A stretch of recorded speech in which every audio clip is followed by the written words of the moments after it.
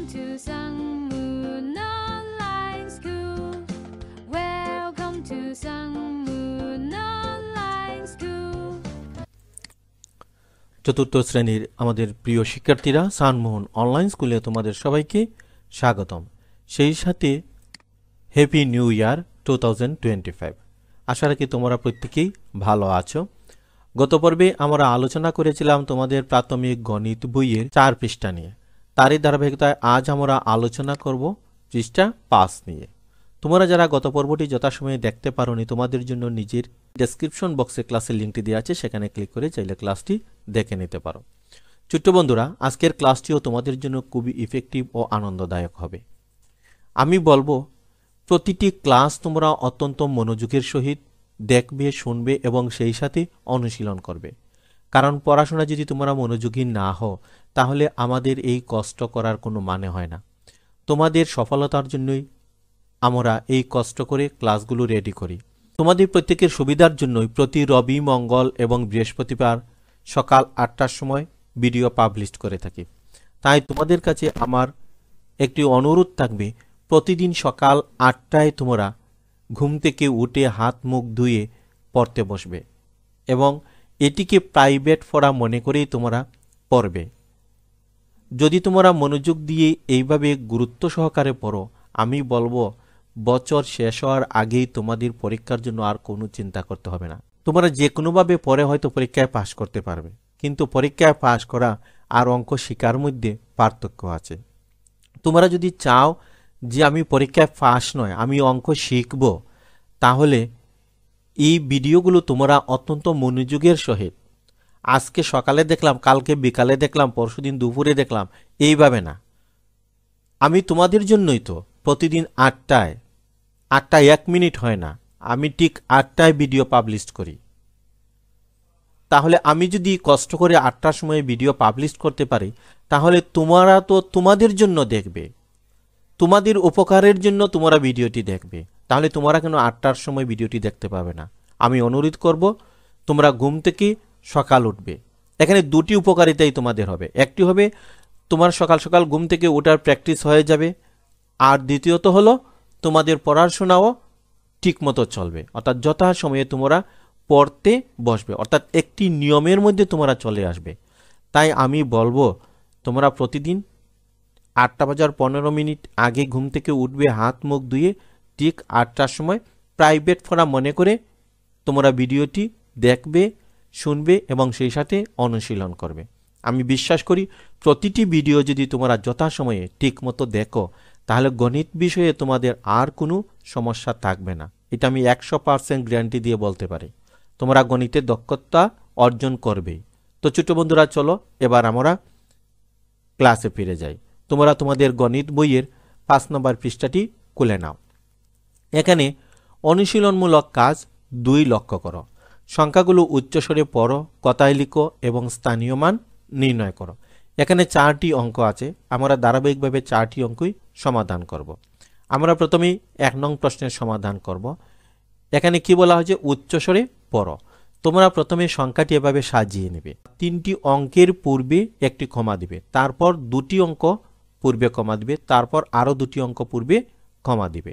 কারণ প্রথম 3টি অঙ্ক হচ্ছে একক, দশক এবং শতকের স্থান। পরের 2টি স্থান হচ্ছে হাজার এবং অযুত মিলে হাজারের স্থান। পরের 2টি স্থান হচ্ছে লক্ষের স্থান। এভাবে যদি তোমরা কমা বসিয়ে পড়ো, তাহলে খুব সহজেই তোমরা পড়তে পাবে। এবার আমরা অঙ্কটি পড়ি। এই 41 হচ্ছে 41,23,474। এবার এটিকে আমরা কথায় লিখব 41,23,474। এবার আসো আমরা এই সংখ্যাটিকে স্থানীয় মানের ভিত্তিতে সাজিয়ে নিই। প্রথমে তোমরা একটু গ্যাপ দিয়ে দিয়ে এই সংখ্যাটি লিখবে। এবার আসো 6 এর স্থানীয় মান কত? 6 এর স্থানীয় মান হচ্ছে 6 একক, সমান আমরা লিখব 6। 7 এর স্থানীয় মান কত? 7 হচ্ছে দশক স্থানীয় অঙ্ক, তাই 7 এর স্থানীয় মান হবে 7 দশক। 1 দশক সমান হচ্ছে 10, 7 দশক সমান হচ্ছে 70। আরও সহজে তোমরা লিখতে পারো যে 7 এর পরে আছে একটি শূন্য, এখানে তোমরা 7 লিখবে, লিখে এই যে একক স্থানে শূন্য দিবে। এবার আসো 4 হচ্ছে শতক স্থানীয় অঙ্ক, তাই 4 এর স্থানীয় মান হবে 4 শতক। 4 শতক সমান কত? 1 শতক সমান হচ্ছে 100, 4 শতক সমান হচ্ছে 400। বা এখানে তোমরা লক্ষ্য করো 4 এর পরে দুটি অঙ্ক আছে, একক দশক। তাই তোমরা এখানে 4 লিখবে, 4 লিখে একক এবং দশক স্থানে 0 দিয়ে দিবে। 3 এর স্থানীয় মান হচ্ছে 3000, আমরা এখানে 3000 লিখব।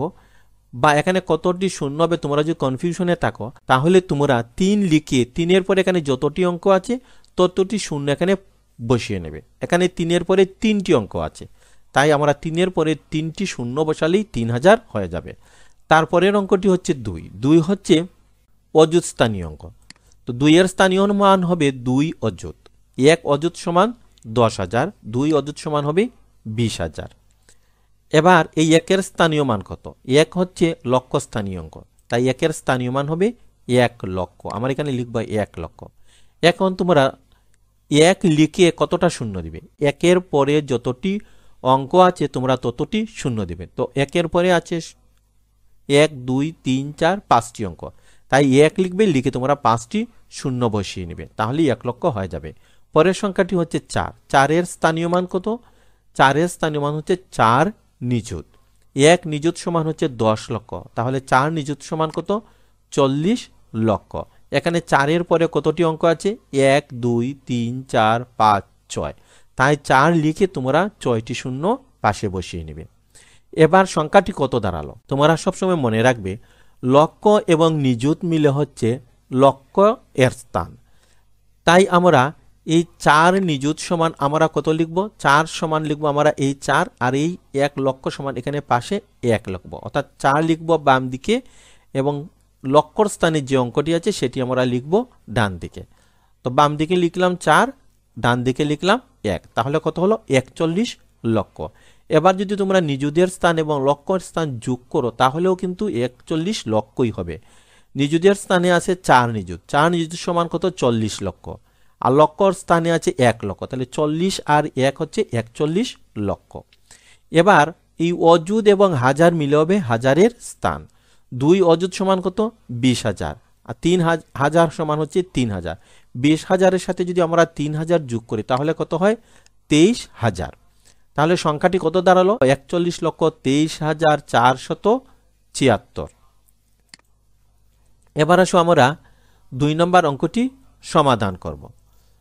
এই 2 নম্বর অঙ্কটিকে প্রথমে আমরা কমা দিয়ে সাজিয়ে নেব, অর্থাৎ প্রথমে একক, দশক, শতক স্থানের পূর্বে কমা দিব, তারপর 2 ঘর পূর্বে, তারপর আরো 2 ঘর পূর্বে।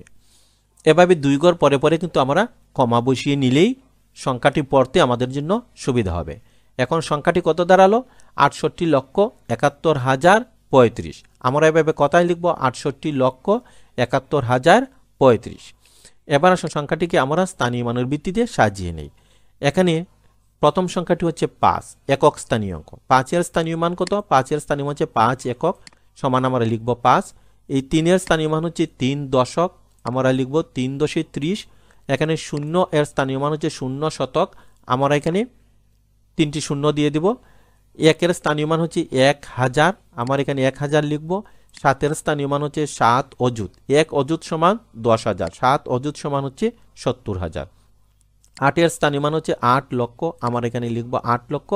6 এর স্থানীয় মান হচ্ছে 6 নিযুত, 1 নিযুত সমান 10 লক্ষ, 6 নিযুত সমান হচ্ছে 60 লক্ষ।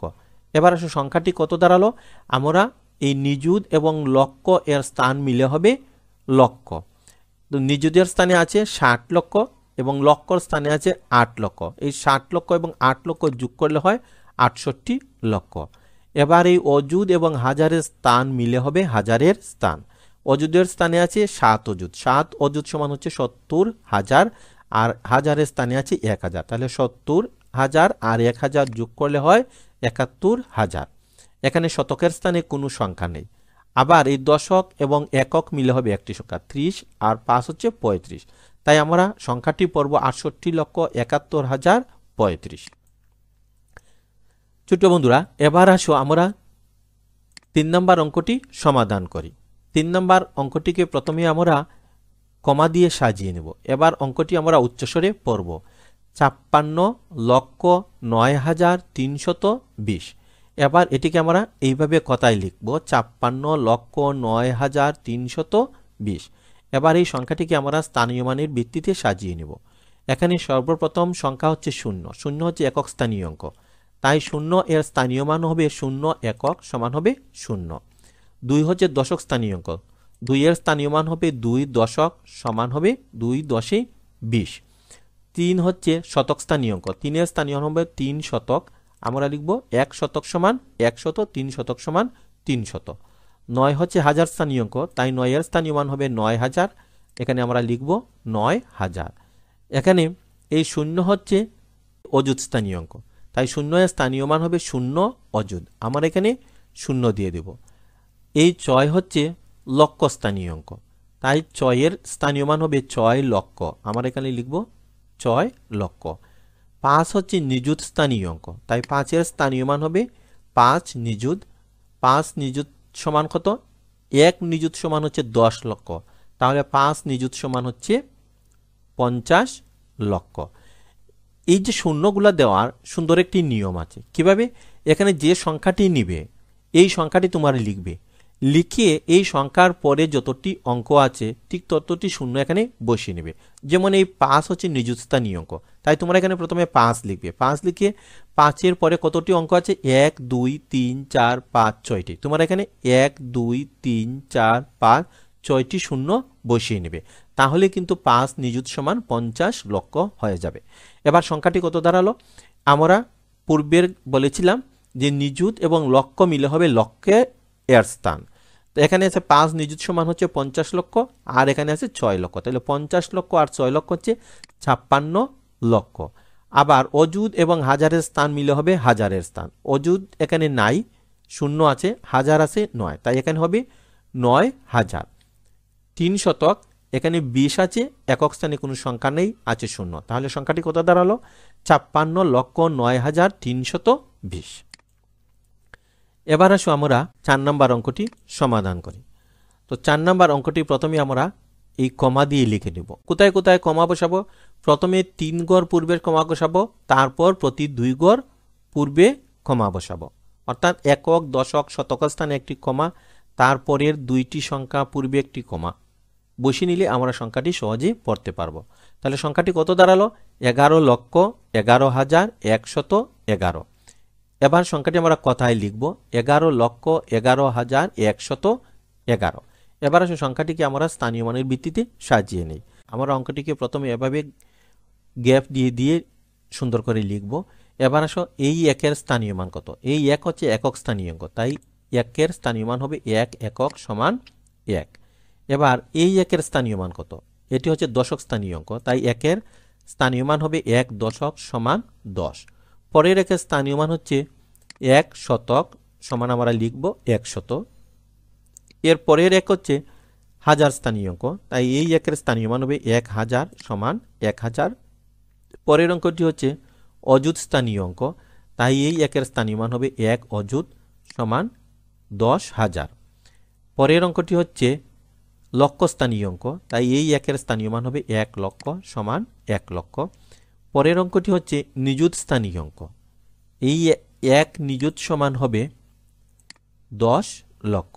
আমরা জানি 10 লক্ষ সমান 1 নিযুত। এবার সংখ্যাটি কত দাঁড়ালো?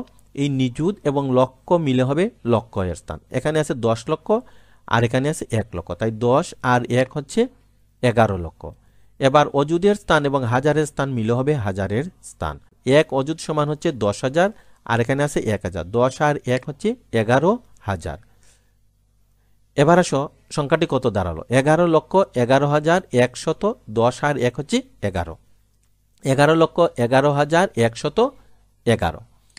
আশা রাখি সবগুলো অঙ্কই তোমরা বুঝতে পেরেছ। এবার আসো তোমাদের 5 পৃষ্ঠার 3 নম্বর অনুশীলনমূলক কাজ, সংখ্যায় লিখো। এখানে 5টি অঙ্ক আছে, আমরা ধারাবাহিকভাবে 5টি অঙ্ক সমাধান করব। অঙ্কটি হচ্ছে 5,73,634। কথায় লিখে দেওয়া আছে, এটিকে আমাদের সংখ্যায় লিখতে হবে, এই জন্য আমরা এই চারটি ব্যবহার করব। প্রথমে আছে কত? 5 লক্ষ, তাই লক্ষের করে আমরা লিখব 5। তারপরে হচ্ছে 73,000, আমরা জানি অযুত এবং হাজারের স্থান মিলে হয় হাজারের স্থান ৭৩। তাই আমরা লিখব অযুতের স্থানে ৭, হাজারের স্থানে ৩, অর্থাৎ ৭ × ৩ = ৭৩। ৬৩৪, শতকের স্থানে হবে ৬, আর দশকের স্থানে হবে ৩, এককের স্থানে ৪। ৫,৭৩,৬৩৪।